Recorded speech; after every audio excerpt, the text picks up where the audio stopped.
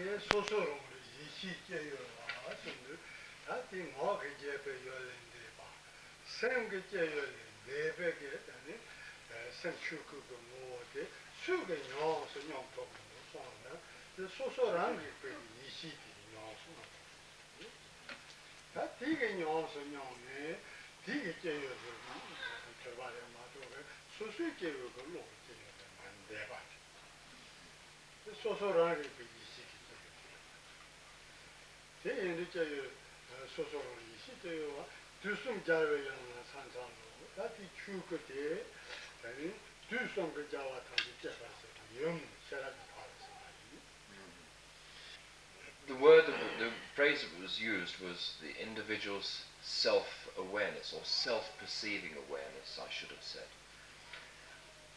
This nature of mind, this basic nature of mind, not the Dharmakaya, but Dharmakaya as the basic nature of mind, is and only is an object of the individual's self-perceiving awareness. It is beyond description, it is beyond analysis.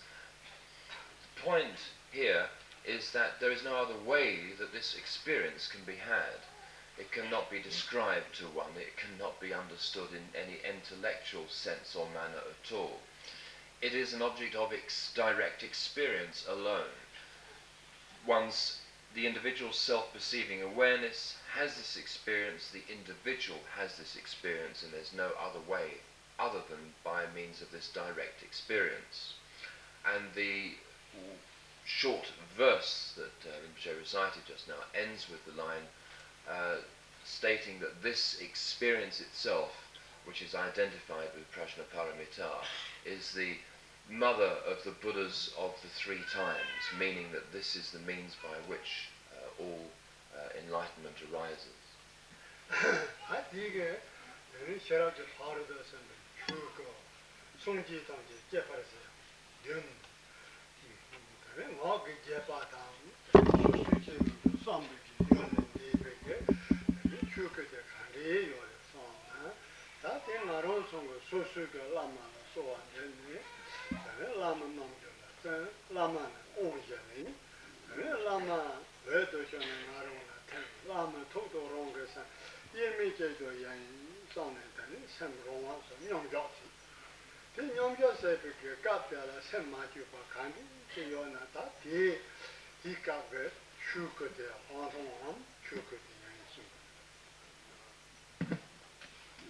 So, this basic nature of mind, Dharmakaya, or Prajnaparamita, the mother of all the Buddhas, that which is indescribable and beyond intellectualization or analysis.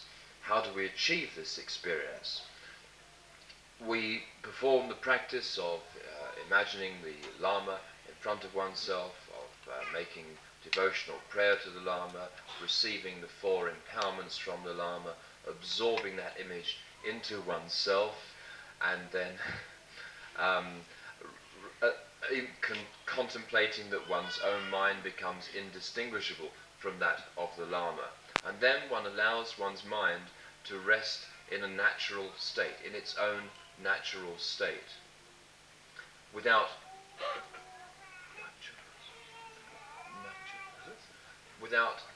in a non-artificial and completely uncontrived state. Let it rest completely naturally. That is the occasion when this experience of the true nature of mind may be clearly perceived or experienced.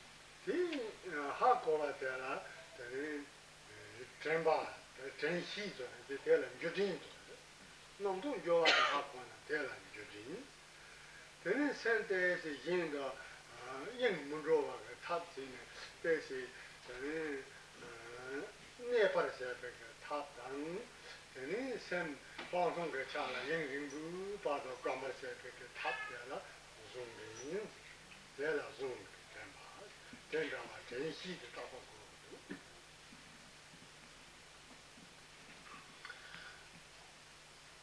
In actual practice, there are stages through which one goes of different aspects of mindfulness, different types of mindfulness upon this path. At first, there has to be two aspects to the meditation: the awareness of the mind and the, I'm tempted to say, the actual act of contemplation. Or rather that which one is actually doing, the state of the mind at the time of the practice. This is the case whether one is doing samatha meditation or vipassana meditation. One should be aware of the activity that is taking place within the mind. One's awareness should be constantly directed towards the arising or not of thoughts within the mind. In other words, if some thought should arise in the mind, one should be aware of that. One should be mindful of this activity as and when it may or may not arise. And as one progresses, one's mindfulness allows one to achieve a state where the mind becomes stable. One achieves a state where thoughts do not necessarily arise within the mind, and the mind is able to be relaxed and peaceful and stable. And one should still, of course, be aware of this state. I just think, I'm a bit worried that might not have been too clear the way I said it. It sounded a bit backwards. The mindfulness of the arising of the thoughts, that itself, that awareness, is itself a technique which leads to the stability of the mind, the peace of the mind, bringing the mind to rest, and then one should still retain mindfulness to be aware of that state.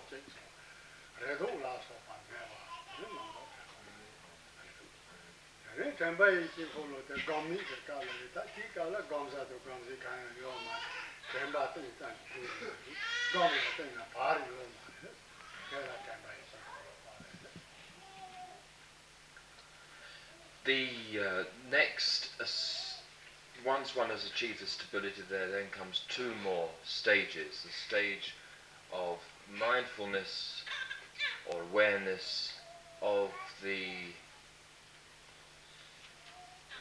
this is extraordinarily difficult to put into English.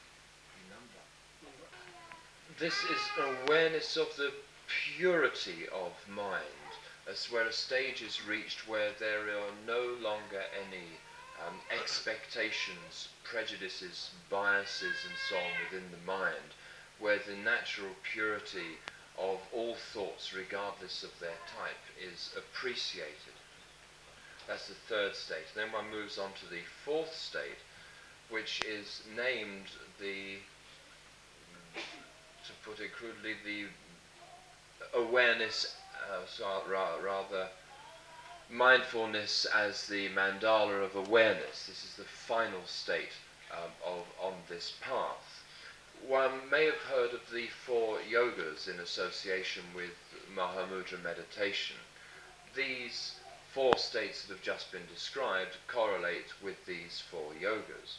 The first of the four is Onepointedness, which correlates with this state where one is being mindful of the thoughts that arise within the mind. The second state, second yoga, is the uncontrivedness, which correlates with that state, the second state mentioned, where one is aware of the stable aspect of mind. One has achieved stability with the mind. Then the third of these four yogas is called the state of equal validity, or one validity, where the purity of all things is perceived and there are no distinctions drawn between the validity of different phenomena. Then we have the final of the four yogas, which is a state that is beyond contemplation.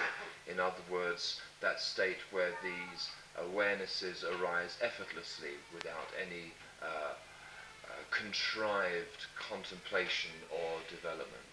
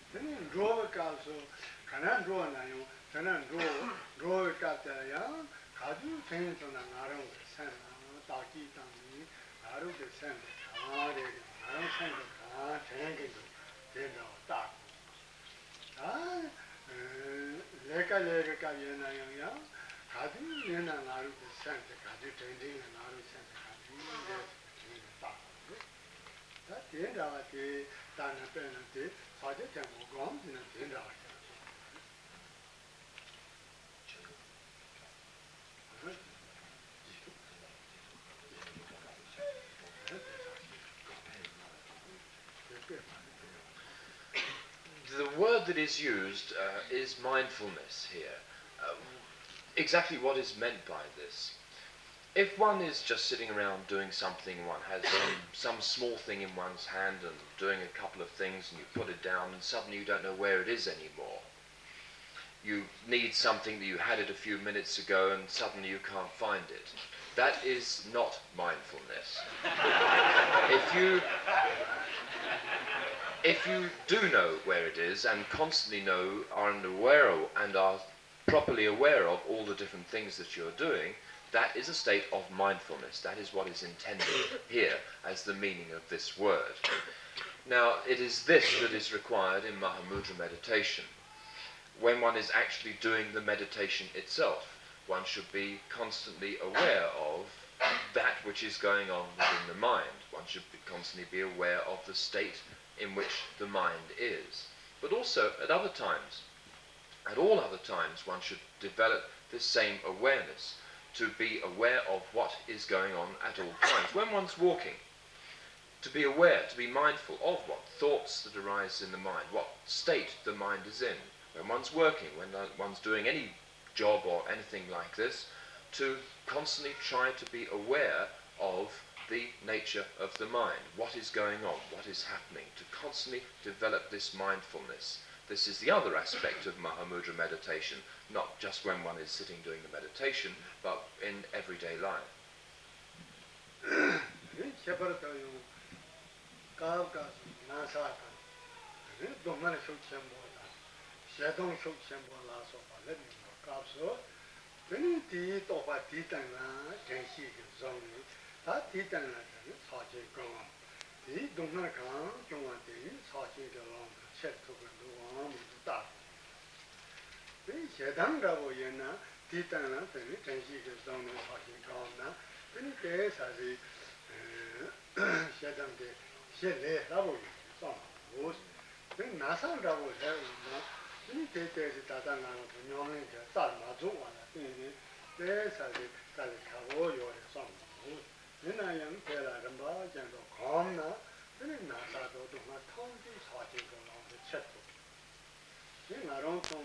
다 추당 사자 쳔볼라서 보면 동안에 님모시 장 네 동안 된다고 해보면 다 대딩이 못게 되는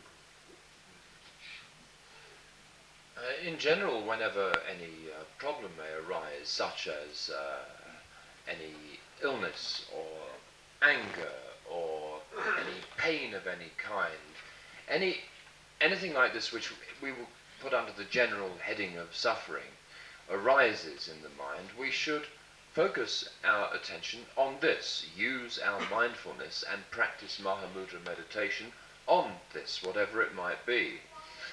For example, Rinpoche says he considers that it is relatively easy if, for example, thoughts of feelings of anger arise in the mind, that if one focuses one's mind, mindfully focuses one's attention on this, using it as an object for one's Mahamudra meditation, then it is easy for the anger itself to be dispelled, for it to be dispelled. Now, there are other things, of course, like illnesses, and Rinpoche said he admits it's not so easy in this case. This can be quite difficult. But it is the case that if one does properly practice focusing one's attention on the sufferings and pains that occur within illnesses, then it is possible to transmute that illness into the Mahamudra path. It is possible to do, and one should try to follow this path, although, of course, it is not all that straightforward. It is not particularly easy.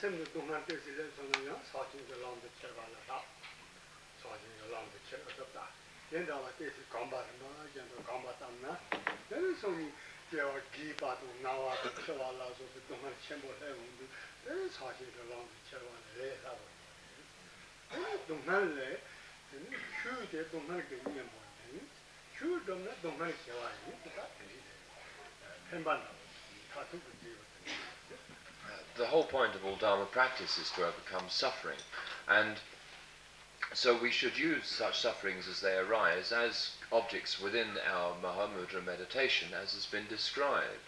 Now, it is at first necessary to focus one's attention on the smaller problems and use these thoughts of desire, of anger, and small illnesses and problems as they arise. If we practice in the way that was just described, by focusing our attention on them, then we develop an ability which grows and enables us to deal with the greater problems. The whole point is to overcome those most major sufferings. We talk in terms of the sufferings of death and birth and so on, the very major problems in life. And these are major, these are very difficult to cope with. But it is by means of this practice that we can actually achieve the total dissolution of suffering. We have to start with the smaller problems, practice continually using them as objects of our Mahamudra meditation, thereby developing a steadily growing ability which will enable us to deal with the problems on a much more major scale.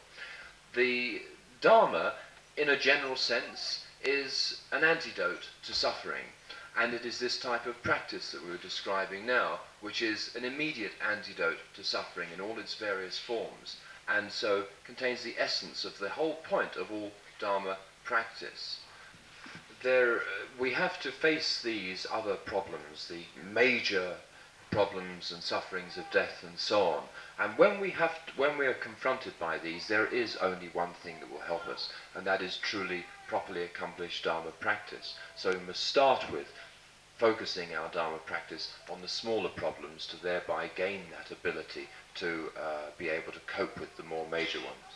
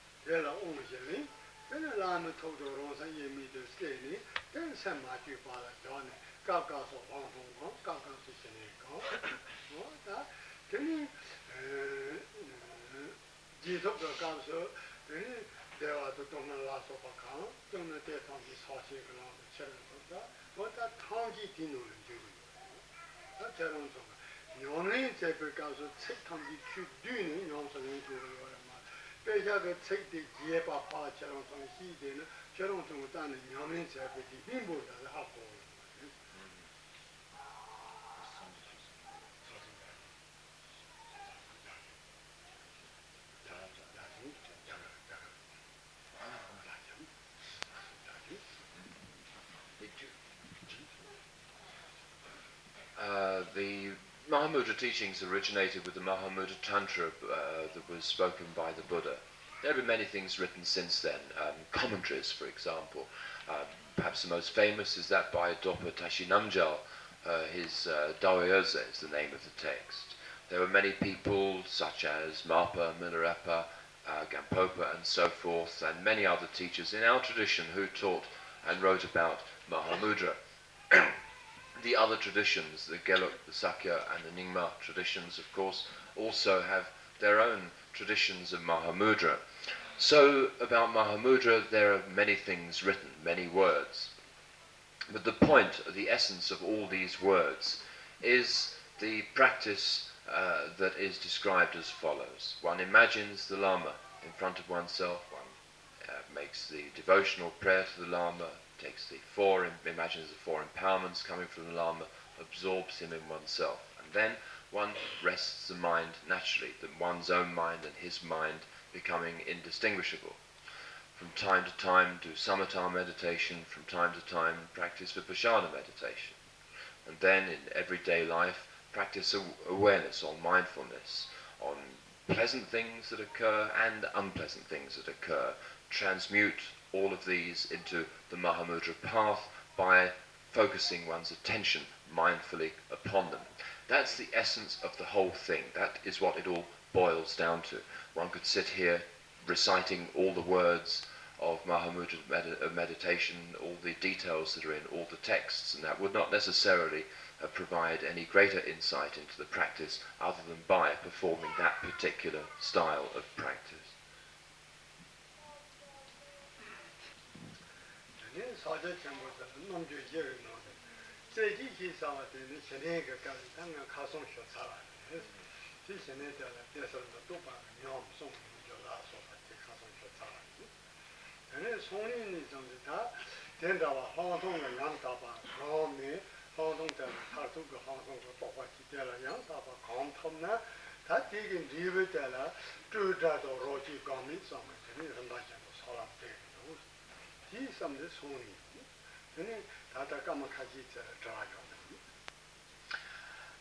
These four yogas of Mahamudra meditation that we mentioned earlier, the first of these, One-Pointedness, is, or rather describes the practice of samatha meditation that we went through over the last couple of days. Samatha meditation with the three results of samatha meditation, of the pleasantness of the sensations that arise, the clarity and the non-conceptual result of that meditation. But then there are the other three, the uncontrivedness, the... what did I use? I can't even remember what word I used 10 minutes ago. One equal validity, yes, the state of equal validity and the state beyond contemplation.